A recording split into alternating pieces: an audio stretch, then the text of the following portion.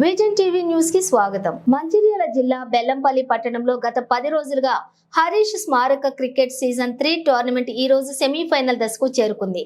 మొదటి సెమీఫైనల్లో sparks 11 versus వైబీసీసీ జట్ల మధ్య ఈ మ్యాచ్ కు ముఖ్య అతిథిగా సనాతన అలనాటి డైరెక్టర్ సాయినాథ్ రాజ్ పాల్గొని టాస్ వేసి మ్యాచ్ ని ప్రారంభించారు. అనంతరం సాయినాథ్ రాజు మాట్లాడుతూ బెల్లంపల్లిలో ఎలాంటి టోర్నమెంట్ పెట్టడం చాలా ఆనందంగా ఉందని, ఆటల్లో ఇంకా ముందుకు వెళ్లాలని క్రీడాకారులను సూచించారు. ఈ కార్యక్రమంలోని ఆర్గనైజర్లు అనీష్, అభి, శ్రీనాథ్, కిషోర్, సుమంత్, మజ్జు తదితరులు పాల్గొన్నారు.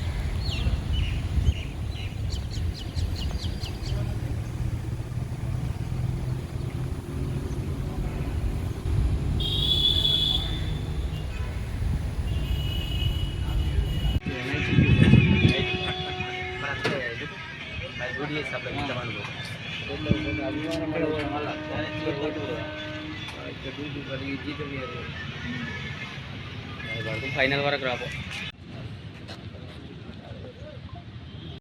Bowling bowling ball ball ball ball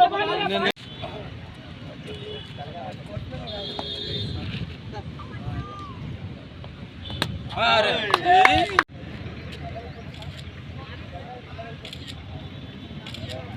ऊपर अंड फोटोग्राफर ఈరోజు ఇక్కడ Harish memorial cricket tournament season 3 జరుగుతుంది.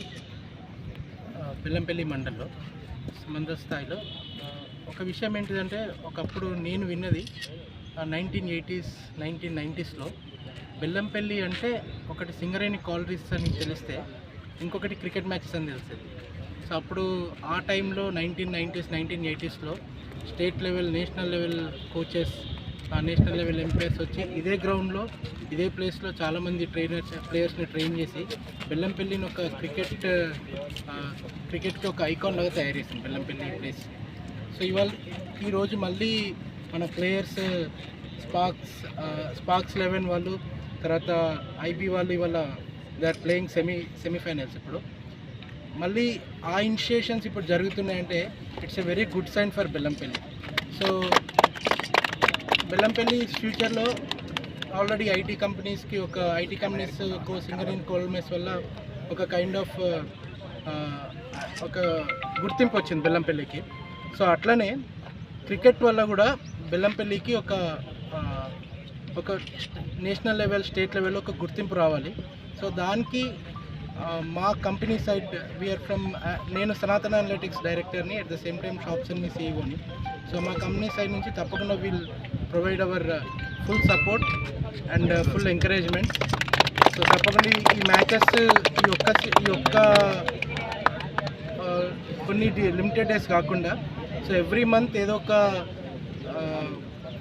ఒక మ్యాచెస్ ఈ గ్రౌండ్లో దిస్ ట్రోఫీస్ జరగాలి అని చెప్పి ఆకాంక్షిస్తూ అందరికీ, ప్లేయర్స్ అందరికీ all the best and long way to go ahead. మీ అందరినీ నేను ఫ్యూచర్లో టీవీలో, స్క్రీన్లో నేషనల్ లెవెల్కి ఆడేటప్పుడు చూడాలని కోరుకుంటున్నాను. Thank you.